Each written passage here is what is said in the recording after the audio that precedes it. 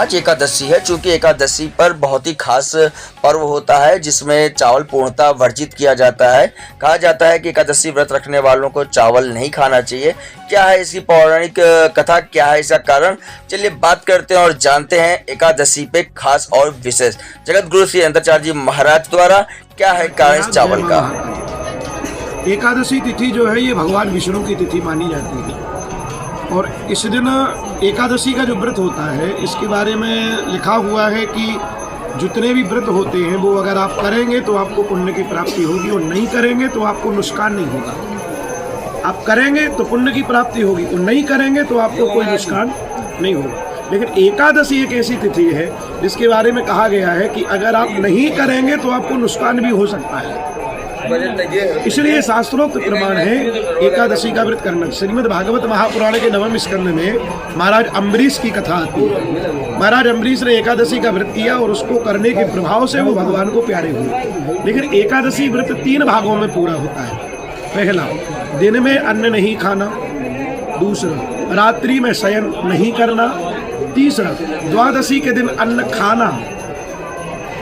अगर आप द्वादशी में अन्न नहीं खा रहे हो तो भी एकादशी आपकी पूरी नहीं होगी। श्री विष्णु पुराण में कथा आती है, भगवान विष्णु का जब मत्स्य रूप में अवतार हुआ, प्रलय चारों तरफ जब पड़ गया, सप्तऋषियों की नाव मत्स्य रूप में भगवान खेते रहे, तो जो सप्तऋषि थे वो भगवान के मुंह में थोड़ा थोड़ा अन्न डालते रहे ताकि भगवान संचालित रहे।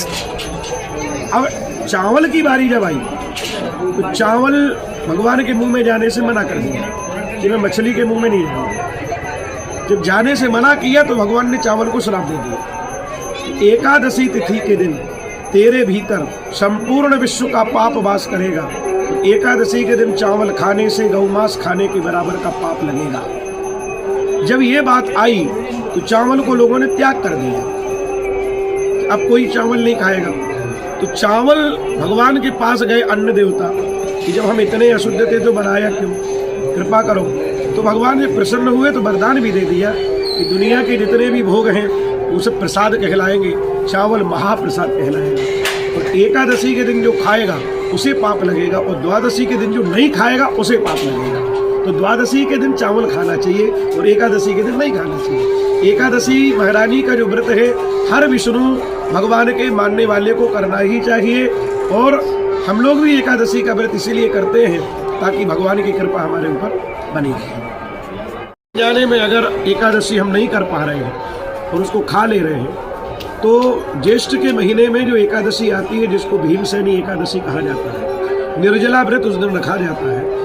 मैंने इसमें तो आप फलाहार कर सकते हो, उसमें पानी भी नहीं पीने का प्रावधान है।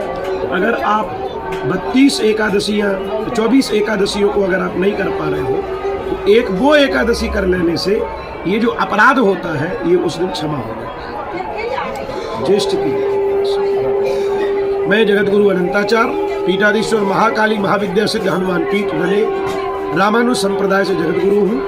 परम पूज्य गुरुदेव भगवान श्रृंगवेद पीठाधीश्वर श्री सांडिल्य गुरु जी का मैं शिष्य